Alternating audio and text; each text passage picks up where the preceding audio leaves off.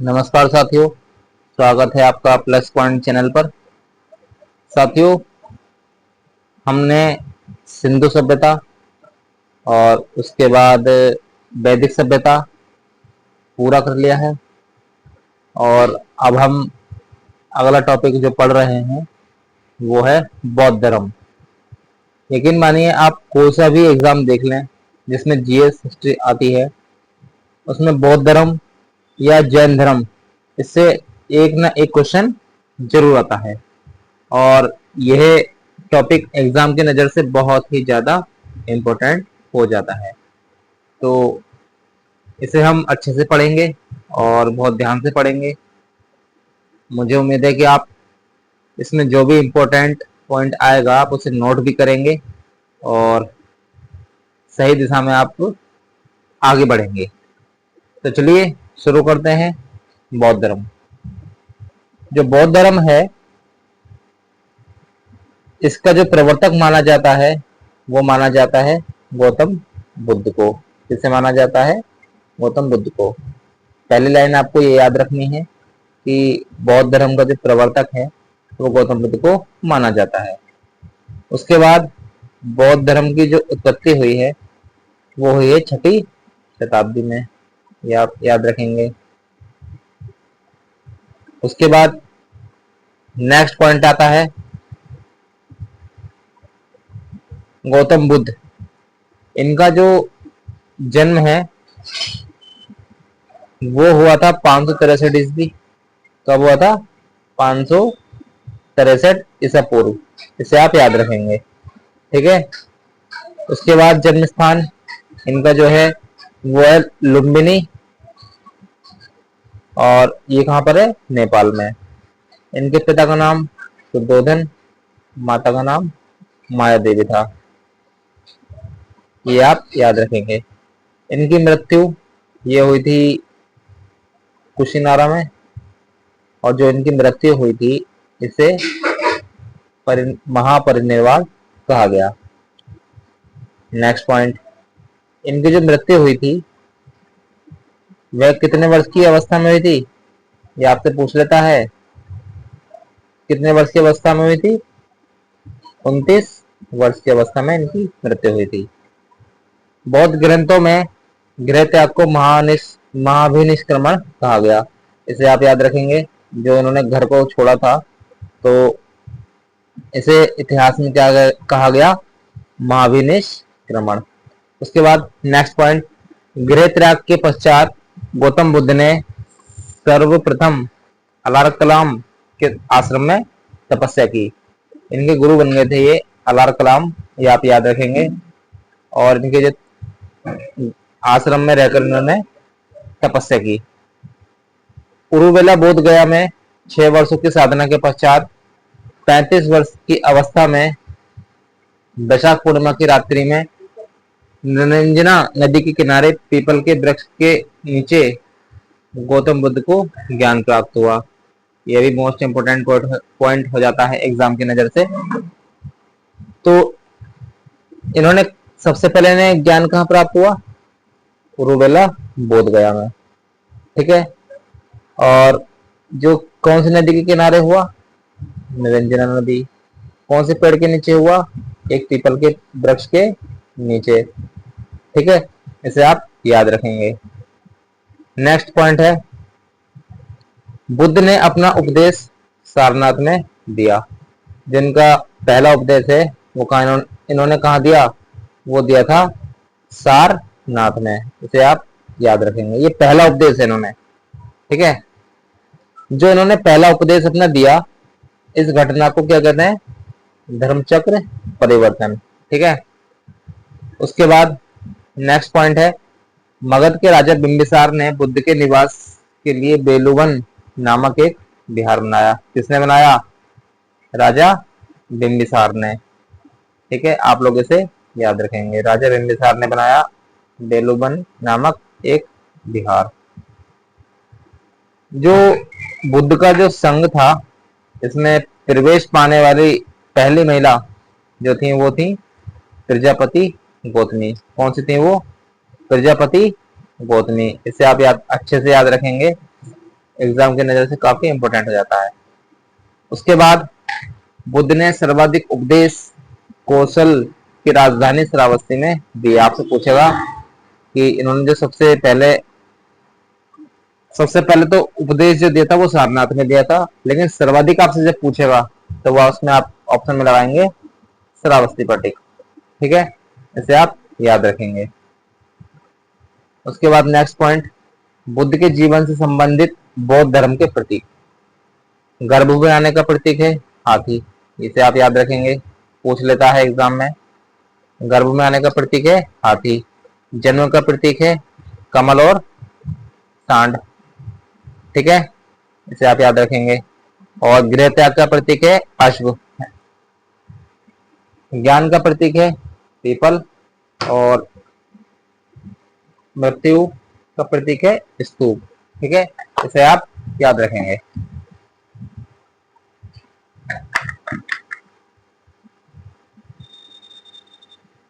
Next point, Buddha ने पाली भाषा में उपदेश दिए हैं जो कि जनसाधारण की भाषा थी। आपसे पूछता है कि बुद्ध ने जो उपदेश दिए हैं वो कौन सी भाषा में दिए हैं। ऑप्शन में आपको अपभ्रंश भी कहेगा, प्राकृत भी कहेगा, पाली भी कहेगा, संस्कृत भी कहेगा, अरबी, फारसी, न जाने क्या क्या आपको ऑप्शन दे रखे होंगे, लेकिन आपको याद रखना है कि कौन सी भाषा में दिए, पाली भाषा में। ठीक है, बुद्ध ने दुखों के संबंध में 4 आर्य सत्यों का उपदेश दिया। ये सबसे ज्यादा पूछा जाने वाला क्वेश्चन है कि 4 आर्य सत्यों का संबंध है जैन धर्म, बौद्ध धर्म और हिंदू धर्म, मुस्लिम धर्म। तो वो कई प्रकार के ऑप्शन आपको देगा।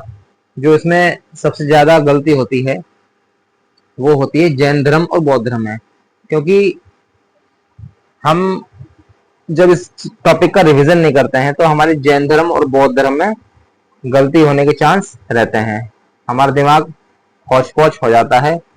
तो इस ऑप्शन का ज्यादातर बच्चे जैन धर्म ही लगाते हैं आंसर। वो ऐसा इसलिए होता है कि ये सही से रिवीजन नहीं कर पाते हैं। तो हमें याद रखना है कि 4 आर्य सत्यों का संबंध बौद्ध धर्म से है। ठीक है, ये 4 आर्य सत्य कौन कौन से हैं? दुख, यानी कि संसार में सर्वत्र दुख ही दुख है। दुख दुख का कारण है। दुख निरोध, दुख से मुक्ति संभव है, रोका जा सकता है। दुख निरोध गामिनी प्रतिपदा, यह है मुक्ति का मार्ग। ठीक है, इसे आप याद रखेंगे। उसके बाद नेक्स्ट पॉइंट, अष्टांगिक मार्ग का संबंध भी बौद्ध धर्म से है। अष्टांगिक मार्ग, ठीक है, आप इसे याद रखेंगे। अष्टांगिक मार्ग का संबंध भी बौद्ध धर्म से है। वैसे मैंने हाईलाइट कर रखा है जो भी इसमें इंपॉर्टेंट है, आप उसे अच्छे से ध्यान देकर पढ़ेंगे क्योंकि उसमें गलती होने के चांस ज्यादा रहते हैं।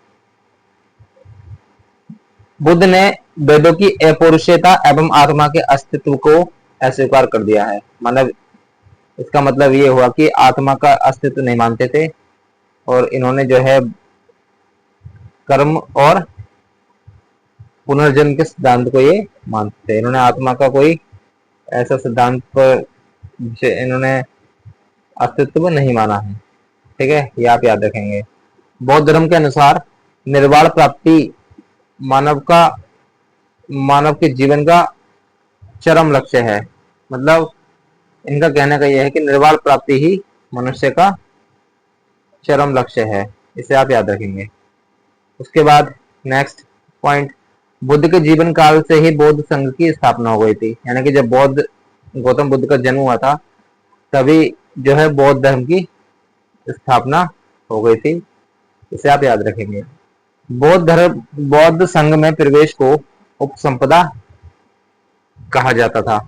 याद रखेंगे, जब कोई व्यक्ति बौद्ध संघ में प्रवेश करता था तो सबसे पहले उसका उपसंपदा संस्कार किया जाता था।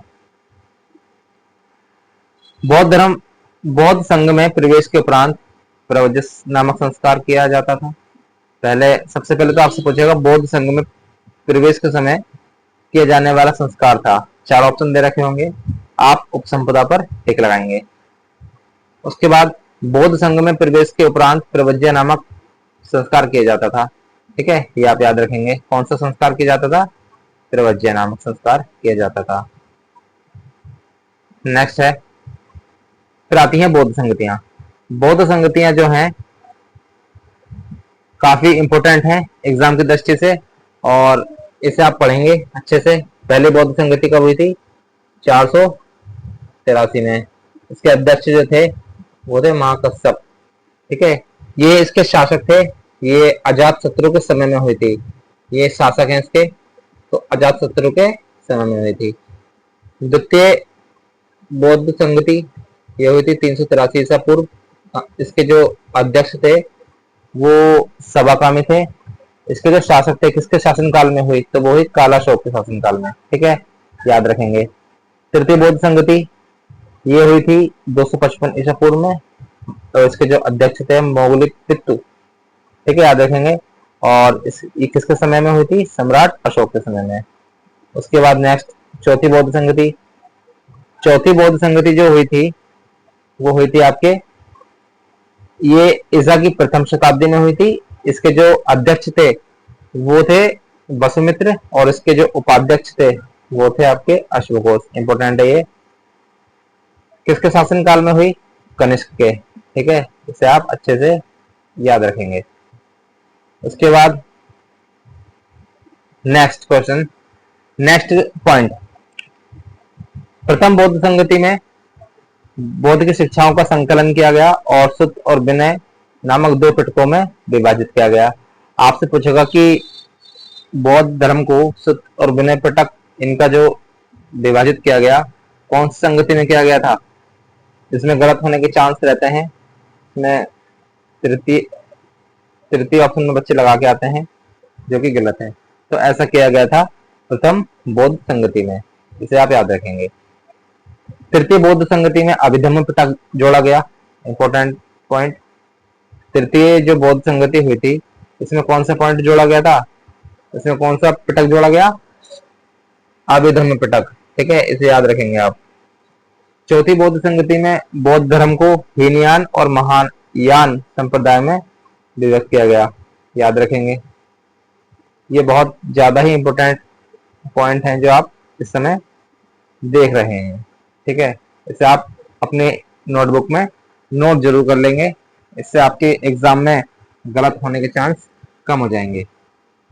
चतुर्थ बौद्ध संगति के समय संस्कृत भाषा को अपनाया गया। कौन सी भाषा को अपनाया गया?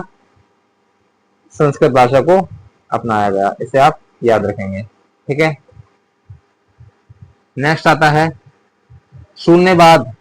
ये महायान संप्रदाय का मत था, इसे आप याद रखेंगे। और इसके जो प्रवर्तक थे वो नागार्जुन थे। इसके जो प्रवर्तक थे वो नागार्जुन थे, और एनटीपीसी में क्वेश्चन ये पूछा गया था। नागार्जुन को भारत का आइंस्टीन भी कहते हैं, याद रखेंगे। और नागार्जुन की तुलना मार्टिन लूथर से की जाती है, इसे आप याद रखेंगे। ठीक है, नेक्स्ट पॉइंट आता है, फिर हेडिंग आती है बौद्ध साहित्य। बौद्ध साहित्य में जो बौद्ध साहित्य है इसके संग्रह को क्या कहते हैं? पिटक। इसे पिटक कहते हैं, जिनकी संख्या 3 है। अब ये क्वेश्चन आपका आरओ एआरओ एग्जाम में आया था, सुत्त पिटक, विनय पिटक, अभिधम्म पिटक। जिसने ये अच्छे से पढ़ा होगा उसका सही चला गया होगा। और काफी कंफ्यूजिंग पॉइंट है ये, इसे आप अच्छे से पूरे ध्यान से समझेंगे। जो सुत्त पिटक है इसमें बौद्ध धर्म के सिद्धांत हैं। क्या है? बौद्ध धर्म के सिद्धांत और बौद्ध की शिक्षाएं इसमें आती हैं, और इसमें बौद्ध की शिक्षा और उपदेशों का संग्रह है। किसमें? सुत्त पिटक में। इसे आप याद रखेंगे, बौद्ध धर्म के सिद्धांत, बुद्ध की शिक्षा और बुद्ध के उपदेश। इसे आप याद रखेंगे। ये किसमें, कौन से पिटक में है? सुत्त पिटक में। इसे आप याद रखेंगे। नेक्स्ट है आपका विनय पिटक। यह है संघ संबंधी नियम, आचार विचार और विधि निषेधों का संग्रह। इसमें जो रूल्स वगैरह आते हैं, देखो न या, ये आपको इधर लिखा हुआ है न या न नियम, ऐसे आप इसे याद रखेंगे। इसमें संघ के जो भी रूल्स होते थे, आचार विचार, क्या करना है, विधि निषेध क्या नहीं करना है, तो ये संबंधी इसे आप कोरिलेट करके याद कर सकते हैं। तीसरा आता है अभिधम पिटक। इसमें जो है बौद्ध धर्म के दार्शनिक सिद्धांत, बौद्ध धर्म के दार्शनिक सिद्धांतों का संग्रह है। एक बार दोबारा देखते हैं। सुत्त पिटक, इसमें बौद्ध धर्म के सिद्धांत, बुद्ध की शिक्षा और बुद्ध का उपदेश, यानी कि सुत्त, बुद्ध की उपदेश शिक्षा इसमें आ जाती है। विनय पिटक, न या नए ये लिखा हुआ है, नियम, न या नए नियम, ऐसे याद कर लेंगे। और इसमें संघ के नियम, आचार विचार, क्या करना है क्या नहीं करना है, इसे आप याद रखेंगे। तो ये विनय पिटक हो गया। अभिधम पिटक, अभिधम पिटक क्या है, इसमें बौद्ध धर्म के दार्शनिक सिद्धांतों का संग्रह है, इसे आप ऐसे याद कर सकते हैं। नेक्स्ट, जो बुद्ध के पूर्व जन्मों की कथाएं हैं, यानी कि जो बौद्ध ग्रंथ है, उसे क्या नाम दिया गया है, जातक। क्या नाम दिया गया है, जातक, इसे आप याद कर लेंगे। और कौन सी भाषा में है ये, पाली, ठीक है, इसे आप याद रखेंगे। बुद्ध के जीवन के 4 स्थल, लेकिन मानिएगा सबसे ज्यादा जो कंफ्यूजन होता है वो जैन धर्म और बौद्ध धर्म में होता है, खासकर स्थानों को लेके, लुम्बिनी, कुशिनारा, और न जाने बोध गया, सारनाथ, है ना। तो इसे हम अच्छे से देख लेंगे। जो लुम्बिनी है, यहाँ पर बुद्ध का जन्म हुआ था, इसे आप याद रखेंगे। बुद्ध का जन्म हुआ था, ठीक है, इसे आप याद रखेंगे। और नेक्स्ट जो स्थान है, देखो लुम्बिनी में जन्म, बोध गया, बोध मतलब जब किस चीज का बोध होता है तो समझ से बोलते हैं ज्ञान प्राप्त हो रहा है इसे, तो ऐसे आप याद कर लेंगे, बोध, ठीक है, बुद्ध बोध, बुद्ध बोध, बोध क्या है, ज्ञान प्राप्ति, ऐसे याद कर लेंगे। सारनाथ, जब हम किसी को पहला पहला उपदेश देते हैं तो उसका सार निकाल लेता है, ठीक है, तो ऐसे पढ़ लेंगे सारनाथ। कुशिनारा, मृत्यु, ये कुशिनारा में इनकी मृत्यु हो गई थी, इसे आप अच्छे से याद कर लेंगे। उसके बाद पॉइंट आता है जो सुत्त पिटक है, इसे प्रारंभिक बौद्ध धर्म का इंसाइक्लोपीडिया कहते हैं। किसे कहते हैं, सुत्त पिटक को, इसे आप याद रखेंगे, इंसाइक्लोपीडिया कहते हैं। जो बुद्ध की भूमि स्पर्श की मूर्ति है वो सारनाथ से प्राप्त हुई है, जो कि गुप्त काल से संबंधित है, इसे आप याद रखेंगे पॉइंट को। उसके बाद नेक्स्ट पॉइंट है आपका, प्राचीन काल में जो बौद्ध शिक्षा के केंद्र थे वो थे आपके नालंदा, वल्लभी और विक्रमशिला विश्वविद्यालय।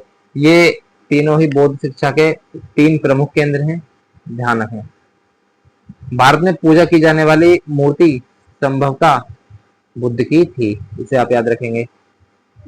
और जो इसमें सबसे इंपॉर्टेंट पॉइंट है, बुद्ध का सबसे पवित्र त्योहार जो है, बुद्ध का सबसे पवित्र त्योहार जो है वो है आपका बैशाख पूर्णिमा, क्योंकि इस दिन इनका जन्म और इनकी ज्ञान प्राप्ति और इनकी मृत्यु इसी दिन हुई थी, इसे आप याद रखेंगे, ठीक है, तीनों इसी दिन हुए थे, इसलिए ये इम्पोर्टेंट हो जाता है। गौतम बुद्ध को लाइट ऑफ एशिया कहा जाता है, इम्पोर्टेंट पॉइंट है ये, इसे आप हाईलाइट कर लेंगे अपने उसमें नोटबुक में। लाइट ऑफ एशिया कहा जाता है किसे, गौतम बुद्ध को। तो इसी के साथ ये आपका बौद्ध धर्म था। मैंने आपको पूरी कोशिश की अच्छे से अच्छा पढ़ाने की, और मुझे पूरा उम्मीद है कि आपने इसे ध्यान से देखा होगा। यकीन कीजिएगा कि जब आप एग्जाम में बैठेंगे तो बौद्ध धर्म से अगर कोई भी क्वेश्चन आता है तो आप यहीं से पाएंगे, क्योंकि बहुत अच्छे से इसको लिखा गया है। और आप चैनल पर पहली बार आए हैं तो आप इसे सब्सक्राइब कर देंगे और लोगों में शेयर कर देंगे, और मेहनत करते रहिए, लगातार मेहनत कीजिए, रिवीजन करते रहिए। आने वाला एग्ज़ाम आपका एनटीपीसी का है 12th लेवल, और जो कि ट्रिपल एस सी पैट, तो उसमें ये सीरीज काम देगी। ठीक है, तो पढ़ते रहिए, चैनल को सब्सक्राइब करिए, वीडियो को लाइक कीजिए, कंटेंट अगर अच्छा लगा हो तो। Thank you.